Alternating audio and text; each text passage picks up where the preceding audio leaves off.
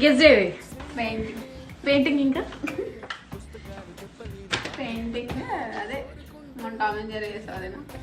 ఇంకా అదే అదే 3 ఉన్నాయి చెప్పు. పెయింటింగ్ ఎక్కువ ఎక్స్పెక్ట్ ఇంకొకటి చేరా ఆపుకోలేదు. ఎందుకు ఆపుకుంది? వావ్ ఆ పోస్టర్ నీకు గుర్తుందా? గుర్తుంది. ఎక్కడ?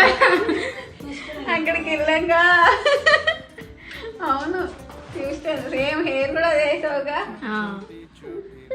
వాడేదో కంగారు పడిపోతా. మోటిగో ఏంటి నాకు పొడవ వేసావు